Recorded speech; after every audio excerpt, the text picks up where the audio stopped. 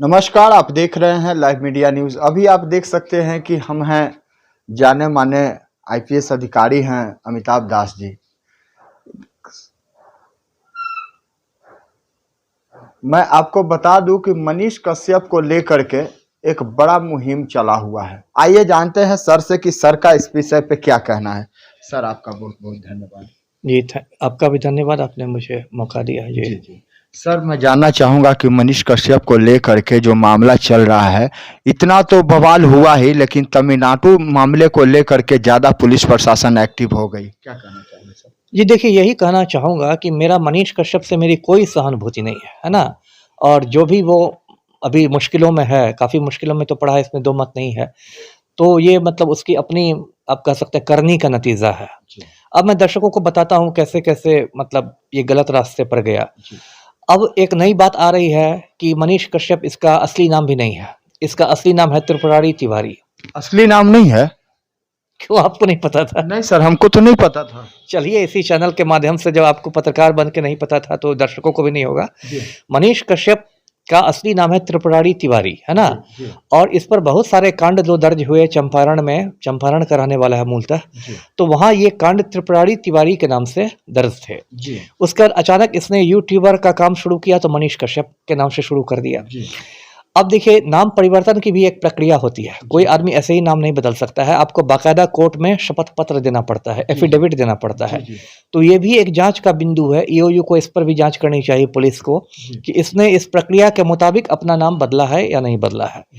क्योंकि जिस तरह से इसने अपना नाम बदला है, त्रिपुरारी तिवारी से मनीष कश्यप हो गया, उससे इस बात का भी संदेह होता है कि ऐसा इसने पुलिस को चकमा देने के लिए किया होगा। ऐसा भी तो हो सकता है सर कि ये त्रिपुरारी कुमार के नाम से, त्रिपुरारी के नाम से केस चल रहा हो और मनीष कश्यप के नाम से पत्रकारिता कर रहा हो, पुलिस को समझ में नहीं आया कि वही है या दूसरा कोई है। वही बात मैं कह रहा हूँ ना, कि इससे ये संदेह पैदा होता है कि इसे नाम परिवर्तन जो किया वो पुलिस को धोखा देने के लिए किया, कि पुलिस इसको घोषती रहे वारंट में मनीष कर ये त्रिपुरारी तिवारी का नाम लेके, कुर्की में त्रिपुरारी तिवारी का नाम लेके, और ये मनीष कश्यप बन के रहे। तो इसलिए इस बिंदु पर भी जांच होनी चाहिए कि इसने जो नाम परिवर्तन किया वो सही प्रक्रिया के अनुसार किया या नहीं किया। ये भी जांच का एक बिंदु है। दूसरी बात, मैंने कहा कि मनीष कश्यप से इसलिए मुझे नहीं सहानुभूति है क्योंकि अब इसका एक वीडियो वायरल हो रहा है सोशल मीडिया पर। इसमें बताइए, गांधी जी के बारे में उल्टी सीधी बातें कर रहा है। बताइए, गांधी जी तो कोई तेजस्वी यादव नहीं है, वो तो राष्ट्रपिता का उनको दर्जा है, देश विदेश सब में उनको इज्जत मिलती है। आप गांधी जी के बारे में उल्टी सीधी बातें कहते हैं कि हम गांधी जी की हत्या का जश्न मनाते हैं, फलना चिल्ला। तो ये तो बहुत मतलब गलत बात है। और इससे तो वो बापू हैं, वही मैंने कहा कि इस देश में तो उनको राष्ट्रपिता का दर्जा मिला है, फादर ऑफ द नेशन का दर्जा है। यदि आप तेजस्वी यादव की आलोचना करते हैं तो मैं समझ सकता हूं कि ठीक है, वो एक राजनेता है और जनतंत्र में हक है, लेकिन आपका राष्ट्रपिता ने क्या बिगाड़ा है? इसलिए मैंने कहा, अब देखिए, चंदन के बंदे पर एक कटुए को मार, एक मौलवी को मस्जिद में आग लगाया, तेरा जामा मस्जिद तक गल जाएगा ऐसा कुछ किया तो इसीलिए हम डर नहीं रहे। हमारा भी पूरी अमित सिंह मनीष कश्यप ने जो 2 मर्डर किए हैं, एक मस्जिद जलाई है, 2 अल्पसंख्यक समुदाय के लोगों का मर्डर किया है, जिसका कन्फेशनल स्टेटमेंट है, महात्मा गांधी को इंसल्ट किया है, एफआईआर के कागज दर्ज हो चुके हैं। मनीष कश्यप की एक और कारगुजारी है जो दर्शकों को शायद नहीं मालूम होगी।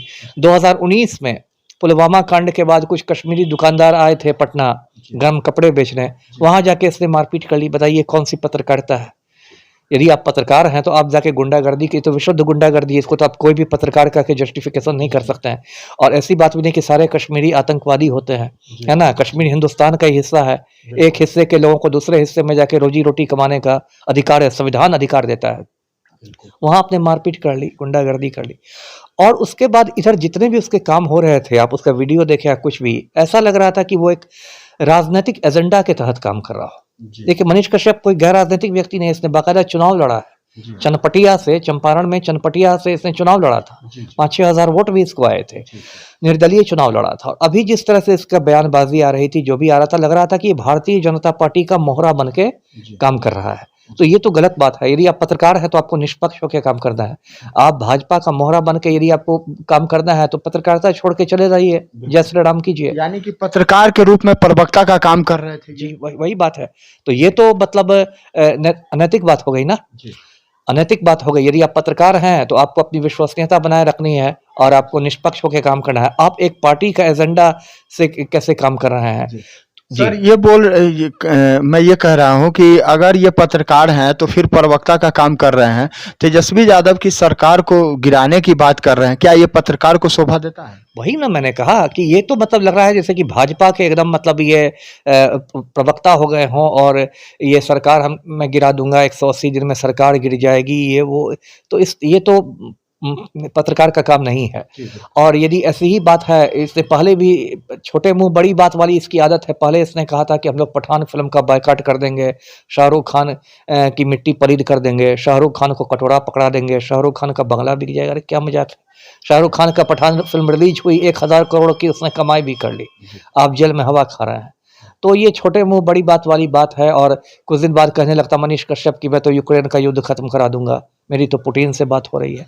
तो ये सब मतलब क्या मैं कहूँ कि इसको आप गैर जिम्मेदाराना हरकत कर सकते हैं। सर ईओयू का जो कार्य चल रहा है, आज लगता है कि समाप्त होने जा रहा है, उनका रिमांड है।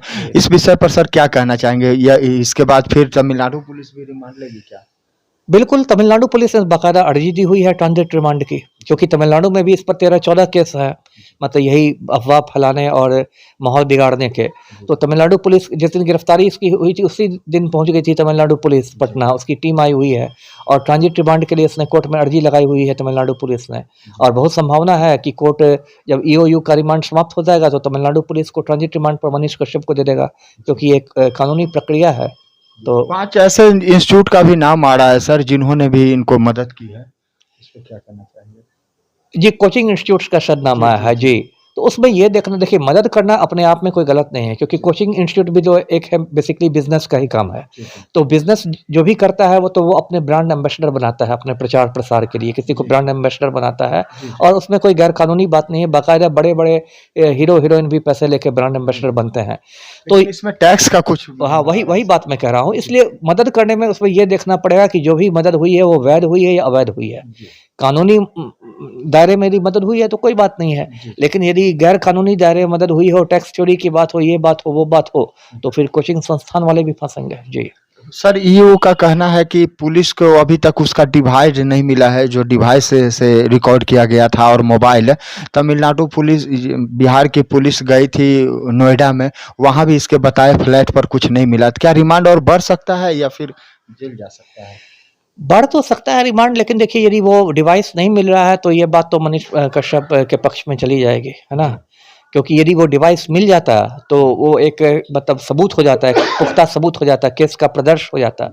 यदि डिवाइस नहीं मिल रहा है पुलिस को और पुलिस उसको अदालत में नहीं पेश कर पाएगी तो इसमें तो मतलब इस मामले में मनीष कश्यप को थोड़ी राहत मिलेगी। लेकिन पुलिस को तो कहा गया कि मेरे फ्लैट पर है, नोएडा वाले फ्लैट में, लेकिन वहां से खाली लौटी है। तो क्या फिर रिमांड बढ़ाएगी सर पुलिस? क्यों नहीं बढ़ा सकती है पुलिस, है ना। अब कहा गया तो हो सकता है वो पुलिस को सही बात नहीं बता रहा हो, पुलिस को ऐसे टहला रहा हो, गुमराह कर, हाँ टहला रहा हो, पुलिस को गलत जानकारी दे रहा हो।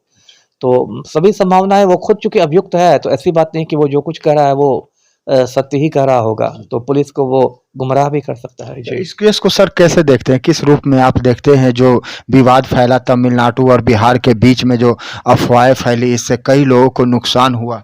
इसलिए तो मैंने कहा कि ये बहुत गैर जिम्मेदाराना काम है। आप फर्जी वीडियो बना के माहौल बिगाड़ते हैं तो ये तो भेड़िया वाली बात होगी, जो बचपन में हम लोग कहानी सुनते थे। कल को यदि सच में भी मजदूरों पर हमले होते हैं तमिलनाडु में या किसी दूसरे राज्य में, तो कोई विश्वास नहीं करेगा कि नहीं वही फर्जी वीडियो होगा। तो ये तो बहुत गैर जिम्मेदारी वाला काम किया है इसने। अब मान लीजिए इस अफवाह में आके कोई मजदूर पलायन करके बिहार आ गया, उसका काम धंधा छूट गया, उसकी रोजी रोटी चली गई, तो ये तो बहुत उसके साथ गलत हो गया। या उसका पेमेंट भी बाकी होगा तो नहीं मिल पाया वही होगा। वो भी रोजी रोटी का हिस्सा है ना। काम करते हैं तो आप पेमेंट के लिए ना करते हैं, अपना पेट पालने के लिए, अपना परिवार का पेट पालने के लिए करते हैं। यदि आपको पलायन करना पड़ा, आपका पेमेंट फंसा रह गया, तो बताइए उसकी भरपाई तो मनीष कश्यप नहीं करेंगे। तो साथियों आपने देखा कि किस तरह से मनीष कश्यप ने बिहार में नहीं, बिहार से बाहर भी जा करके इस माहौल को बिगाड़ने का प्रयास किया। और दूसरी बात मैं बता दूं कि बेल को लेकर के इसकी जो सिविल कोर्ट में जो मामला चल रहा है, अभी तो रिमांड भी पूरा नहीं हुआ है, तो बेल पर इस सर का क्या कहना है जरा से जान लेते हैं। सर इसमें बेल का क्या प्रक्रिया है सर इसका? नहीं, बेल की तो वही प्रक्रिया जो सारे केसों में होती है। पहले लोअर कोर्ट में याचिका दी जाएगी, जमानत याचिका, फिर हाई कोर्ट में, फिर सुप्रीम कोर्ट में। उसका तो एक सीढ़ी बनी हुई है। जी, जी। इस मामले में मुझे जो मेरा आकलन है कि लोअर कोर्ट से बेल मिलने की संभावना कम है, क्योंकि थोड़ा ये हाई प्रोफाइल मामला है, काफ़ी चर्चित मामला है, 2 राज्यों का मामला है, थोड़ा ज़्यादा, इसलिए लोअर कोर्ट मुझे लगता है बेल शायद नहीं दे। लेकिन हाई कोर्ट से तो बेल मिल जाना चाहिए, मुझे 2-3 महीने में मिल जाना चाहिए बेल। सर एक चीज और है कि 4-5 केस में ये फरार चल रहे थे, तो क्या उस केस में भी बेल लेकर के इन्हें वापस आना होगा या फिर बाहर आएंगे तब उसमें बेल उल होगा? क्या प्रक्रिया है? नहीं, वो तो मान लीजिए एक बार से सरेंडर कर दिया जी। और वो अंदर चला गया, तो फिर सभी केस में उनको बेल, मान लीजिए 5 केस में आप हैं, तो 5 केस में आप बेल मिलने के बाद ही आप बाहर निकलिएगा। बाहर आएंगे। हाँ, यदि एक केस में बेल मिल जाता है और 4 में नहीं बेल मिलता है, तो आप अंदर ही रहिएगा। जी। तो सर ऐसा भी तो हो सकता है कि जज साहब ने विश्वास पर दिया था कि बेल आप जाइए, बाहर आकर के बेल को देखिएगा, लड़िएगा, केस को देखिएगा, लेकिन आपको मैं एक बार बेल दिया, आप उस केस से फरार चल गए, अब आप हम विश्वास नहीं कर सकते हैं, सो आप केस खत्म करवा के जाइए, ऐसा हो भी सकता है क्या सर? अब मुझे नहीं मालूम कि इसने पहले ये बेल पर था और इसने बेल पर रहते फरार हुआ या नहीं, ये मेरी जानकारी नहीं है। जो कुर्की जब्ती हुई है सर घर, उस पर जज साहब ने पहले बेल दे दिया था और तारीख पर उनको बुलाया था, डेट पर बुलाया था, उनको नोटिस किया था, नोटिस भी चिपकाया गया था। उस केस में वो नहीं आया था, कुर्की जब्ती हुई, फिर उसके बाद पुलिस ने आत्मसमर्पण किया, पुलिस उसके बाद लाई। इस केस को लेकर के तमिलनाडु मामले में भी पुलिस रिमांड पर ली, क्योंकि जेल तो उस केस में वो चला गया था। तो इस पर सर क्या? नहीं, ये तो उसने गलती की है ना, और इसने तो मतलब एक तरह से अपनी विश्वसनीयता खत्म कर दी अदालत के सामने, कि मान लीजिए आप एक बार बेल पर छूटे थे और फिर आपने बेल भी जो होता है ना, देखिए वो शर्तों पर होता है, उसमें कुछ शर्त दिए जाते हैं बेल होता है। हाँ जी। ऐसे बेल आपको अनकंडीशनल बेल कोई कोर्ट नहीं देता है, उसमें कुछ शर्तें रहती है कि आप भविष्य में सहयोग कीजिएगा अनुसंधानकर्ता से, या कई बार बेल में ऐसी बात भी हो जाती है कि कोई शहर में कर दिया था कि इस शहर को छोड़ के आप बाहर में नहीं जाइएगा। बहुत बार होता है कि आपसे पासपोर्ट सरेंडर करा लिया जाता है कि आप विदेश नहीं भाग जाएं बेल के दौरान। तो कोई भी बेल लिया जाता है तो शर्तें होती हैं, तो यदि मान लीजिए इसे शर्तें नहीं मानी तो एक तरह से इसने अपनी विश्वसनीयता खो दी अदालत के सामने। तो ये नोटिस किया गया। हाँ, तो ये बात उसके खिलाफ जाएगी। हो सकता है भविष्य में उसको बेल मिलने में जो अभियोजन पक्ष है, जो मतलब प्रोसिक्यूशन है, सरकारी वकील ये कहकर विरोध करेगा बेल का कि भाई एक बार पहले इनको बेल मिला था, उसके बाद तो इन्होंने सारी शर्तें तोड़ दी थी। तो ये बात तो मनीष कश्यप के खिलाफ जाएंगी। जी। तो देख सकते हैं आप कि किस तरह से मनीष कश्यप की मुश्किलें बढ़ रही है। आज जो है वो दोबारा सिविल कोर्ट में पेश किए जाएंगे, वहां के बाद पता चलेगा कि वो जेल जाएंगे या फिर रिमांड उनकी बढ़ेगी। ऐसे ही वीडियो देखने के लिए आप हमारे साथ बने रहें। आपने अपना कीमती समय दिया, उसके लिए आपको बहुत बहुत धन्यवाद।